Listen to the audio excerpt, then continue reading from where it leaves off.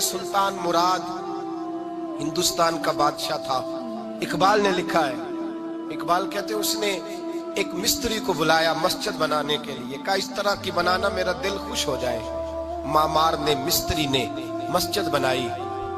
बादशाह सलामत को पसंद ना आई तो बादशाह सलामत ने उस मिस्त्री का हाथ गुस्से से काट डाला। पूछ कोई नहीं ना सकता। वो सीधा काजी की अदालत में कटा हुआ हाथ लेके गया और काजी के दरवाजे पे जाके कहने लगा, मैं पूछ सकता हूँ आप किसका कलमा पढ़ते हैं? पूछ सकता हूँ? तो काजी कहते मेरी कुर्सी भी कांपने लगी और जिस कमरे में बैठा था वो कमरा भी कांपने लगा। मैंने कहा सवाली तो बात का कहानी, पहले बताओ कलमा किसका पढ़ते हो? तो काजी कहता है मेरी आंखें बरस पड़ी। मैंने कहा मैं उसके कलमा पढ़ता हूँ जो दुनिया में भी मेरा वारिस है, कयामत में भी वही मेरा वाली बनेगा। जो दुनिया और आखिरत में मेरा वाली है, मैं मुस्तफा का कलमा पढ़ता हूँ।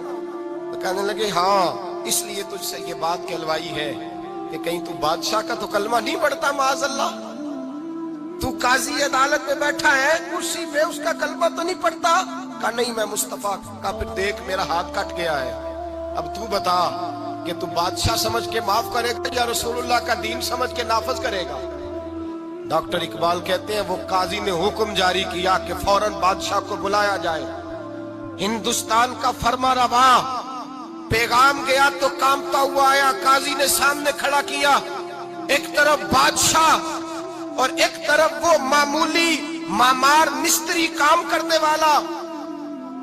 तो काजी गरजदार आवाज में कहने लगे, बादशाह तू बता, इसका खून सुर्ख है तो तेरा सुर्ख नहीं? इसके बाजू पे गोश्त है तो तेरे बाजू पे नहीं?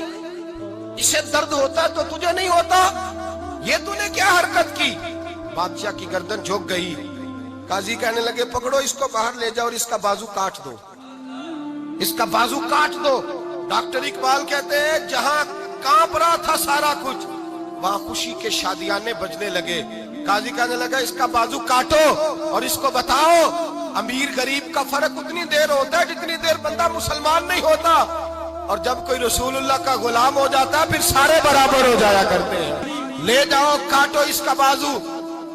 इकबाल कहते हैं जब बाहर ले जाया गया बादशाह को तो बादशाह ने गर्दन झुकाई। वो मिस्त्री कहने लगा तूने गर्दन क्यों झुका दी है, अब क्या हुआ?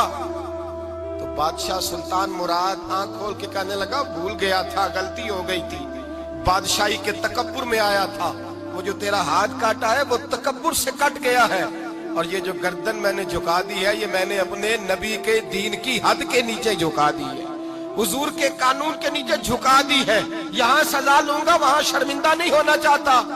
उस मिस्त्री ने बढ़ के सीने से लगा लिया और कहने लगा काजी साहब मैंने माफ किया, मुझे पता चल गया है कि मुसलमान बादशाहों का कलमा नहीं पढ़ते, मोहम्मद अरबी का कलमा पढ़ते हैं, रसूलुल्लाह का कलमा पढ़ते हैं। और जब तक मुसलमान नबी पाक का कलमा पढ़ेंगे कोई अल्लाह की हदों को नहीं तोड़ेगा, कोई दीन को पामाल नहीं करेगा, किसी के अंदर ताकत पैदा नहीं होगी कि वो दीन की हद को तोड़ सके।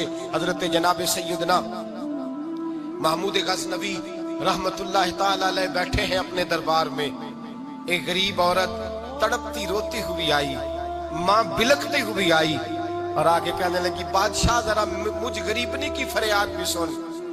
बादशाह ने कहा जल्दी से बुलाओ, कहीं इसकी चीखें कोई जलजला बर्पा न कर दे। करीब आए, क्या बात है? कहने लगी कोई शाही खानदान का नौजवान है, मैं बेवा औरत हूँ, हिंदू मजहब से ताल्लुक रखती हूँ, मेरी 4 बेटियां हैं। कोई बादशाह, कोई शाही खानदान का नौजवान है, सिपाहियों समेत आता है, शराब के मटके लाता है, मेरे घर में घुसता है, मेरे पास और तो कोई शय नहीं, एक इज्जत ही है। जब वो जवान बेटी की तरफ देखता है तो मैं सोचती हूँ अब दुनिया में बचा क्या है। बादशाह मैं बड़ी मुश्किल से तुझ तक पहुंची हूँ, मैं अगरचे हिंदू हूँ पर मेरी फरियाद रसी कौन करेगा? सुल्तान महमूद गज़नवी कहने लगे तू जा, और मैंने अपने सारे सिपा सालारों को, सिपाहियों को हुक्म दे दिया है आइंदा जब तू आएगी तो तुझे रात के वक्त भी मेरा दरबार खुला मिलेगा। जैसे ही वो तेरे घर आए फौरन पहुंच जाना, आके इत्तला देना। रात का सन्नाटा, वो गरीबनी फिर तड़पती हुई चीखती हुई आई, बादशाह जरा जल्दी कर, गरीब की इज्जत लुट न जाए, जरा जल्दी निकल। دیکھنا کوئی سرمایہ آج ختم نہ ہو جائے۔ بادشاہ خود اٹھے، تلوار پکڑی، گھر میں گئے، دیا جل رہا تھا، دیا بجھایا۔ اب بادشاہ نے اللہ اکبر کہا، اور شاہ میں زرق برق نوجوان کی گردن پر جب بادشاہ نے تلوار ماری، لڑک کر کے گردن دور گری۔ پھر ہندوستان کا فرما روا سجدے میں گرا، کہنے لگا اے اللہ تیرا شکر ہے، اے اللہ تیرا شکر ہے، اے اللہ تیرا شکر ہے۔ پھر بادشاہ نے کہا پانی تو لاؤ، دیا تو جلاؤ۔ پانی لایا گیا، کہا روٹی تو لاؤ۔ حضرت عبداللہ بن حذیفہ رضی اللہ تعالیٰ عنہ کا واقعہ۔ حکومت، دولت و شہزادی کو ٹھکرانے والے صحابی کی داستان۔ حافظ ابن کثیر رحمۃ اللہ علیہ اور حافظ ابن عساکر رحمۃ اللہ علیہ عبداللہ بن حذیفہ رضی اللہ تعالیٰ عنہ کا واقعہ بیان کرتے ہیں کہ آپ کو رومی کافروں نے قید کر لیا اور اپنے بادشاہ کے پاس پہنچا دیا۔ بادشاہ نے آپ سے کہا کہ تم نصرانی بن جاؤ، میں تمہیں اپنے راج پاٹ میں شریک کر لیتا ہوں اور اپنی شہزادی کو تمہارے نکاح میں دیتا ہوں۔ عبداللہ بن حذیفہ رضی اللہ تعالیٰ عنہ نے جواب دیا کہ یہ تو کیا، اگر تو اپنی بادشاہت مجھے دے دے اور تمام عرب کا راج بھی مجھے سونپ دے، اور یہ چاہے کہ میں ایک آنکھ جھپکنے کے برابر بھی اپنے دین محمد صلی اللہ علیہ وآلہ وسلم سے پھر جاؤں، تو یہ بھی ناممکن ہے۔ بادشاہ نے کہا پھر تجھے قتل کر دوں گا۔ حضرت عبداللہ بن حذیفہ رضی اللہ تعالیٰ عنہ نے جواب دیا کہ ہاں، یہ تجھے اختیار ہے۔ چنانچہ اس وقت بادشاہ نے حکم دیا اور انہیں صلیب پر چڑھا دیا، اور تیر اندازوں نے قریب سے بحکم بادشاہ ان کے ہاتھ، پاؤں اور جسم چھیدنا شروع کر دیا۔ بار بار کہا جاتا کہ اب بھی نصرانیت قبول کر لو، اور آپ پورے صبر و استقلال سے فرماتے جاتے تھے کہ ہرگز نہیں۔ آخر بادشاہ نے حکم دیا کہ اسے سولی سے اتار لو اور پیتل کی بنی ہوئی دیگ خوب تپا کر آگ بنا کر لاؤ۔ چنانچہ وہ پیش ہوئی۔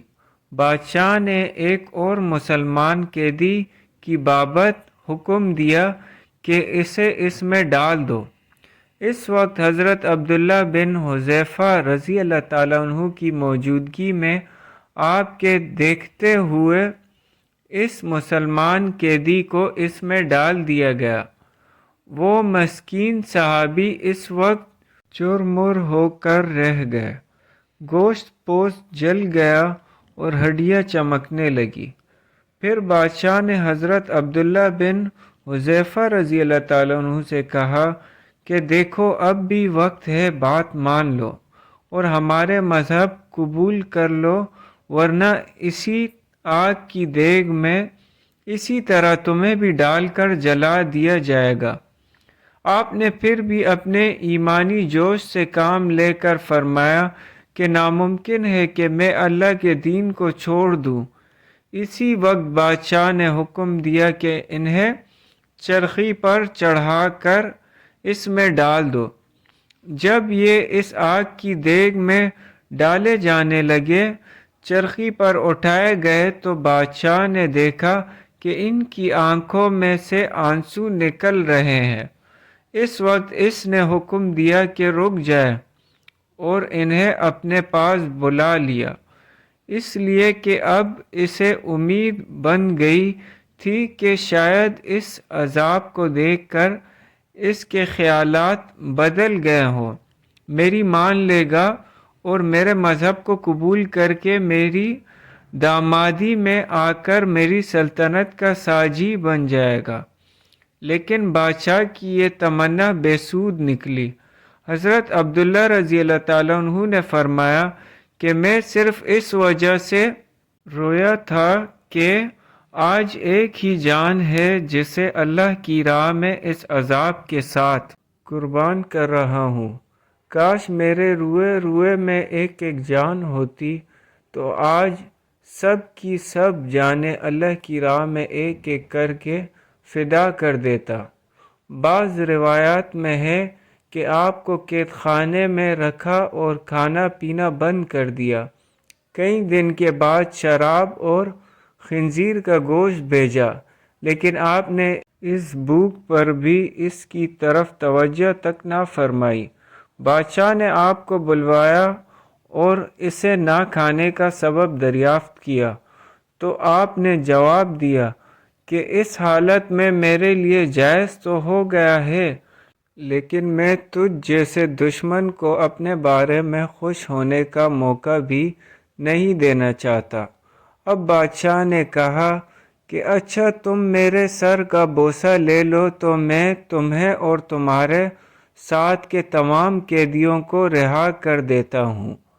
آپ نے اسے قبول فرما لیا اور اس کے سر کا بوسہ لے لیا، اور بادشاہ نے بھی اپنا وعدہ پورا کیا، آپ کو اور آپ کے ساتھیوں کو چھوڑ دیا۔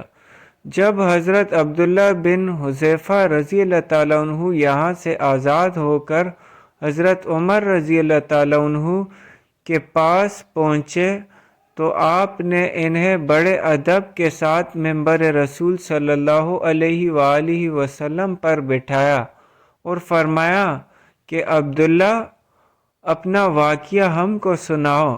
چنانچہ جب آپ نے شروع کیا تو خلیفہ المسلمین رضی اللہ تعالیٰ عنہ کی آنکھوں سے آنسو بہنے لگے، تو حضرت عمر رضی اللہ تعالیٰ عنہ نے فرمایا کہ ہر مسلمان پر حق ہے کہ عبداللہ بن حذیفہ رضی اللہ تعالیٰ عنہ کی پیشانی چومے، اور میں ابتدا کرتا ہوں یہ فرما کر پہلے آپ نے ان کے سر کا بوسہ لیا اور پھر جمع مسلمانوں نے۔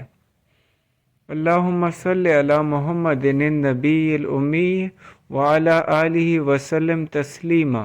جزاک اللہ۔